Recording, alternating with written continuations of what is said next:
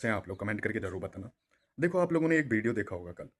ध्रुव राठी एक अच्छे जर्नलिस्ट है, एक अगर बात करें तो ऑफ़िशियली नहीं, लेकिन जो जिस तरीके से अपनी टीम के साथ में, फैक्ट के साथ में वो बात करते हैं, इसलिए वो एक अच्छे क्रिएटर, अच्छे यूट्यूबर हैं, क्योंकि वो ट्रेंड के साथ में चल रहे हैं और ज़्यादातर मुद्दों पे सही फैक्ट के साथ में ही बात करते हैं। मैं विरोध नहीं कर रहा कि उन्होंने कुछ गलत बोलते हैं, या गलत बोलते भी हैं तो फैक्ट के साथ में, फैक्ट उनके पास होते हैं। मतलब ज़्यादातर चीज़ें जो हैं, ज़्यादातर जो बोलते हैं वो सही सिद्ध होता है। लेकिन इस दुनिया की चीज़ें, अगर कोई चीज़ ऐसी है जैसे कि कल जो वीडियो डाला है कैलाश पर्वत का, कैलाश माउंटेन का, जिसके बारे में उनको खुद को नॉलेज नहीं है, जिसके बारे में कोई फैक्ट है ही नहीं ऐसे, उनके बारे में उनको नहीं बोलना चाहिए। क्योंकि कैलाश के बारे में बोलने का मतलब है, वो कभी कैलाश मुझे नहीं लगता कभी गए हैं, और गए भी होंगे तो वो अनुभव उन्होंने नहीं लिया। और इतने पर्याप्त कोई भी फैक्ट हैं भी नहीं जो वो दे पाएँ कि कैलाश पे कुछ नहीं है, या कैलाश की जिस तरीके से उन्होंने एक धारणा बना दी कल के वीडियो में कि कैलाश बस ऐसे ही है, कुछ यहाँ है नहीं।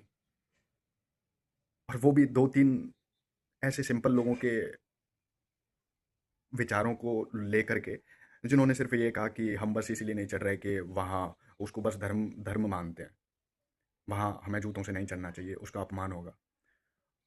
और देखो, जो साइंस है, जो चीज़ साइंस भी प्रूव नहीं कर पा रहा है, वो आप उसके बारे में ना बोलें तो ही अच्छा है। क्योंकि कुछ चीज़ें, हर चीज़ ऐसी नहीं है कि जिसको साइंस प्रूव कर पाए। कुछ ऐसी भी चीज़ें हैं दुनिया में जिनको साइंस कभी प्रूफ नहीं कर सकता, ना ही कर पाता है, ना ही कर पा रहा है, और ना ही शायद कर पाएगा। तो आप ऐसी चीज़ें जो जो एक अलग दुनिया क्रिएट करती हैं, जो एक ऐसी दुनिया से हैं जो अनबिलीवेबल है, जो साइंस के दुनिया से परे है, फैक्टों से दूर है, उसके बारे में ना बोलें तो ज़्यादा अच्छा रहेगा। क्योंकि सिर्फ़ उन चीज़ों के बारे में बोलो जो फैक्ट के साथ में काम करती हैं। अब वो कैलाश पर्वत पे जितने भी हमारे जो ध्यानी लोग हैं, वो कैलाश पर ही क्यों जाते हैं? कोई और जगह क्यों उनको क्यों नहीं मिलती? और और कोई और पर्वत के बारे में ऐसा क्यों नहीं कहा है कि वहाँ नाखून बढ़ते हैं, या फिर वहाँ समय का कुछ चक्र होता है, या फिर कुछ और चीज़ें, कहावतें, ऐसा क्यों नहीं है वहाँ कुछ और पर्वतों के बारे में? क्योंकि इस चीज़ के बारे में आपको भी नहीं पता। कोई भी एक ध्यानी जो सच में ध्यानी है,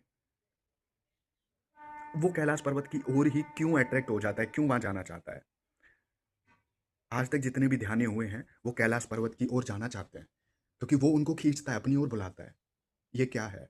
साइंस साइंस में ये कहीं नहीं लिखा, इसके बारे में कोई फैक्ट भी नहीं है, क्योंकि जो ध्यानी लोग जाते हैं, उनको सिर्फ़ पता है कि वो कोई वहाँ ऐसी ध्यान, उनके भी अंदर जो ध्यान आया है, उससे भी तगड़ी चीज़ है जो उनको खींच रही है। वो है कैलाश पर्वत, जिसके बारे में साइंस नहीं बता सकता, साइंस नहीं जता सकता। साइंस में इसके लिए कोई फैक्ट नहीं होगा।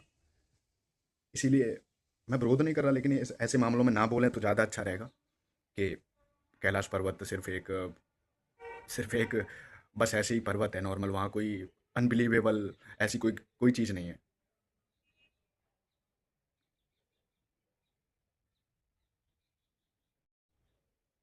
और हाँ, अगर कैलाश पर्वत के बारे में फैक्ट आपको खोजने ही थे, तो साइंस के 2-3 लोगों के नहीं खोजने थे।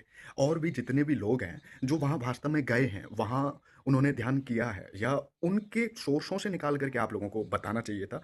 आपकी टीम को उनके बारे में बताना चाहिए था कि यहाँ कितने ध्यानी लोग आए, कितने अभी भी हो सकते हैं, या हो सकते हैं पे नहीं, फैक्ट के साथ में बात करते हैं ना, तो उन चीज़ों को ला कर के बताते कि हाँ, हाँ, कैलाश पर्वत पे ध्यानी आते हैं, ये अट्रैक्ट करता है, यहाँ कोई सबूत नहीं है, लेकिन यहाँ कुछ कहावतें हैं, या फिर जितनी किताबें लिखी हैं, उनमें लिखा होगा कैलाश पर्वत के बारे में कि वहाँ कौन-कौन गया है, सब कुछ।